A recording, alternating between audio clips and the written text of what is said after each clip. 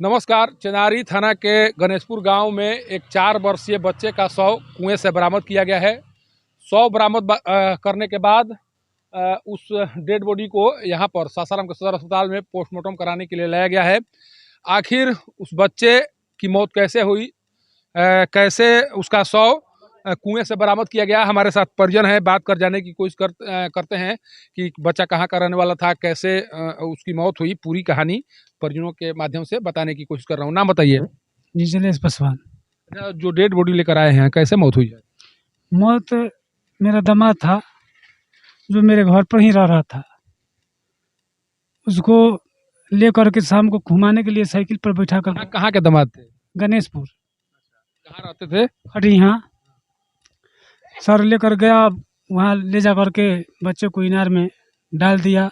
हम लोग तो ये नहीं जानते हैं कि कैसे क्या किया। इनार में डालने के बाद हम लोग थाना पुलिस के पास ये किए तो थाना पुलिस के सहयोग से बच्चा बरामद हुआ।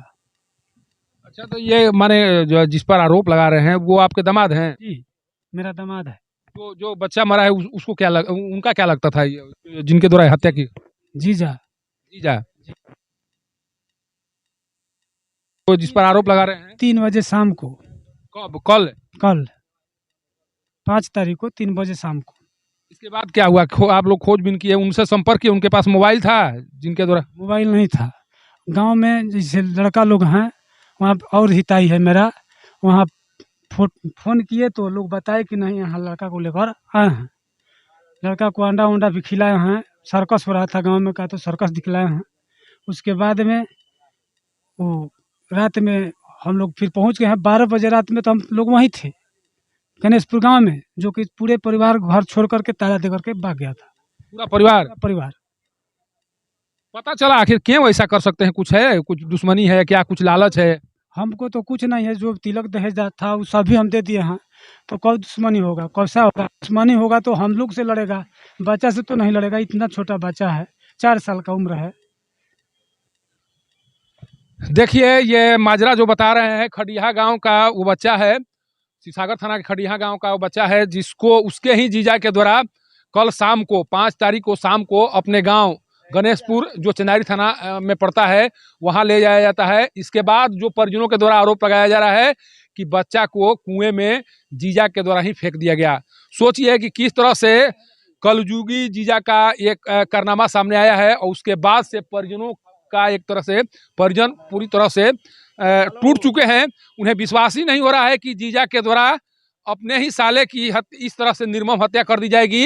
ये बहुत ही दर्दनाक घटना है, लेकिन ये वाकई में सच्चाई है जो परिजनों के द्वारा बताई जा रही है। जो जिस व्यक्ति पर हत्या का आरोप लगा है वो व्यक्ति करीब 15 रोज से खड़िया गांव में धान की कटाई का काम करता था, और कल शाम उसी क्रम में वो बच्चा को लेकर निकला है घर से कि हम ले जा रहे हैं बच्चा को मिठाई खिलाने या बाजार घुमाने के लिए। जब घर से निकला उसके बाद घर वापस नहीं आया। इसके बाद परिजनों के द्वारा खोजबीन शुरू हुई, और खोजबीन के क्रम में पता चला कि वहां पर जितने भी गणेशपुर में जो जीजा है उसके परिवार के सारे सदस्य घर छोड़कर फरार हो चुके हैं।